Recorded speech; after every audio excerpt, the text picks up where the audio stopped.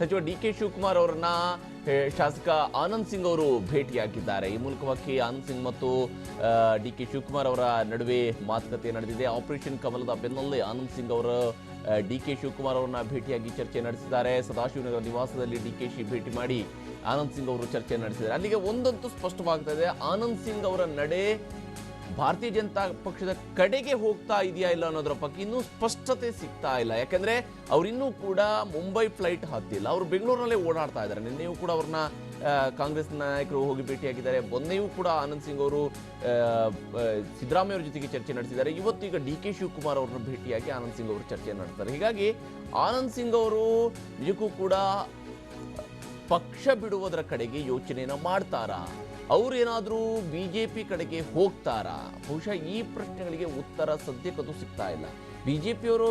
BJP ವಲಯದಿಂದ ನಮಗೆ ಸಿಗ್ತಾ ಇರುವಂತಹ ಮಾಹಿತಿಯ ಪ್ರಕಾರ ಇರುವಂತಹ ಶಾಸಕರ ಸಂಖ್ಯೆ ಏನಿದೆಯಲ್ಲ, ಆ ಶಾಸಕರ ಸಂಖ್ಯೆಯಲ್ಲಿರುವಂತಹ ಹೆಸರುಗಳಲ್ಲಿ ಆನಂದ್ ಸಿಂಗ್ ಅವರ ಹೆಸರು ಕೂಡ ಇನ್ಕ್ಲೂಡ್ ಆಗಿದೆ. ಆದರೆ ಆನಂದ್ ಸಿಂಗ್ ಅವರು ಸದ್ಯಕ್ಕಂತೂ ಆ ಒಂದು ಪಾಳಯದಲ್ಲಿ ಗುರುತಿಸ್ಕೊಂಡಂತೆ ಕಾಣುತ್ತಲ್ಲ, ಆದರೆ ಮುಂದಿನ ಹಂತದಲ್ಲಿ ಗುರುತಿಸ್ಕೊಳ್ಳಬಹುದು. ಅದನ್ನು ಕೂಡ ಅಲ್ಲಗಳಿಯೋದಕ್ಕೆ ಸಾಧ್ಯ ಆಗೋದಿಲ್ಲ.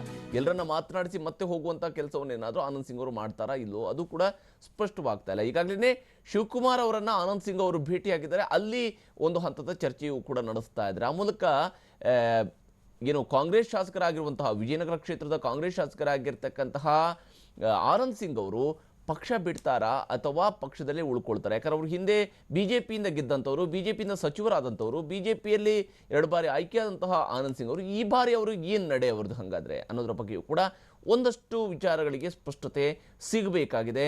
ಸದ್ಯಕ್ಕಂತೂ ಅವರು ಶಿವಕುಮಾರ್ ಅವ್ರ ಜೊತೆ ಕೂಡ ಚರ್ಚೆಯನ್ನು ನಡೆಸಿದ್ದಾರೆ. ಬನ್ನಿ, ಬಗ್ಗೆ ಮತ್ತಷ್ಟು ಡೀಟೇಲ್ಸ್ ಅನ್ನು ನಮ್ಮ ಪ್ರತಿನಿಧಿ ಪ್ರಸನ್ನ ನೀಡ್ತಾರೆ. ಪ್ರಸನ್ನ, ಆನಂದ್ ಸಿಂಗ್ ಅವರೀಗ ಏನು ಶಿವಕುಮಾರ್ ಅವ್ರನ್ನ ಭೇಟಿಯಾಗಿ ಚರ್ಚೆ ನಡೆಸಿರುವಂಥ ಉದ್ದೇಶ ಏನಿರುವಂಥದ್ದು? ಹರಿಪ್ರಸಾದ್, ಬಿಜೆಪಿ ನಡೆಸ್ತಾ ಇರುವಂತಹ ಆಪರೇಷನ್ ಕಮಲಕ್ಕೆ ಆನಂದ್ ಸಿಂಗ್ ಅವರು ಕೂಡ ತುತ್ತಾಗಿದ್ದಾರೆ ಅನ್ನುವಂತಹ ಮಾಹಿತಿಗಳು ಕೇಳಿ ಬಂದಿತ್ತು. ನಿನ್ನೆಯೂ ಕೂಡ ಆನಂದ್ ಸಿಂಗ್ ಅವರು ಇಲ್ಲ, ತಾನು ಬೆಂಗಳೂರಿನಲ್ಲೇ ಇದ್ದೇನೆ ಅನ್ನುವಂತಹ ಒಂದು ಮಾಹಿತಿಯನ್ನ ಬಿಚ್ಚಿಟ್ಟಿದ್ರು. ಕೊನೆಗೆ ಸಚಿವ ಜಮೀರ್ ಅಹಮದ್ ಅವರನ್ನು ಕೂಡ ಭೇಟಿಯಾಗಿದ್ರು. ಅದೇ ಬೆನ್ನಲ್ಲೇ ಇವತ್ತು ಮತ್ತೆ ಡಿ.ಕೆ. ಶಿವಕುಮಾರ್ ಅವರನ್ನ ಅವರ ಸದಾಶಿವನಗರದ ನಿವಾಸದಲ್ಲಿ ಆನಂದ್ ಸಿಂಗ್ ದಿಢೀರ್ ಭೇಟಿಯಾಗಿದ್ದಾರೆ. ಭೇಟಿಯಾಗಿ ಯಾವುದೇ ರೀತಿಯ ಆಪರೇಷನ್ ಕಮಲಕ್ಕೂ ಕೂಡ ತಾನು ಪಕ್ಕಾಗಿಲ್ಲ ಮತ್ತು ಯಾವುದೇ ಕಾರಣಕ್ಕೂ ಕೂಡ ಬಿಜೆಪಿ ಮುಖ ಮಾಡೋದಿಲ್ಲ ಅನ್ನುವಂತಹ ಒಂದು ಸಮಜಾಯಿಷಿಯನ್ನ ಕೊಟ್ಟಿದ್ದಾರೆ. ಇದೇ ನಿಟ್ಟಿನಲ್ಲಿ ಡಿ.ಕೆ. ಶಿವಕುಮಾರ್ ಅವರು ಕೂಡ ನಿನ್ನೆ ಸಾಕಷ್ಟು ಪ್ರಯತ್ನವನ್ನ ಪಟ್ಟಿದ್ರು ಆನಂದ್ ಸಿಂಗ್ ಅವರನ್ನ ಭೇಟಿ ಆಗಬೇಕು ಅಂತ ಹೇಳಿ.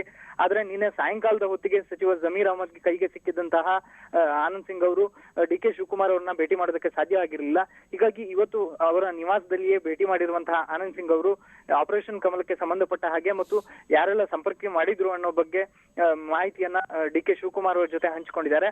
ಮತ್ತು ಯಾವುದೇ ಕಾರಣಕ್ಕೂ ಕೂಡ ತಾನು ಮುಂಬೈಗೆ ಹೋಗಿಲ್ಲ, ಕಳೆದ 1 ವಾರದಿಂದಲೂ ಕೂಡ ಬಳ್ಳಾರಿ ಮತ್ತು ಬೆಂಗಳೂರಿನ ಈ 2 ಭಾಗದಲ್ಲಿ ಓಡಾಡ್ಕೊಂಡಿದ್ದಾನೆ. ಹೀಗಾಗಿ ಯಾವುದೇ ಆತಂಕ ಪಡುವಂತಹ ಅವಶ್ಯಕತೆ ಇಲ್ಲ ಅನ್ನುವಂತಹ ಒಂದು ಭರವಸೆಯನ್ನು ಕೂಡ ಡಿ.ಕೆ. ಶಿವಕುಮಾರ್ ಅವರಿಗೆ ನೀಡಿದ್ದಾರೆ. ಹರಿಪ್ರಸಾದ್. ಓಕೆ, ಧನ್ಯವಾದ ಪ್ರಸನ್ನ ತಮ್ಮ ಮಾಹಿತಿಗೆ.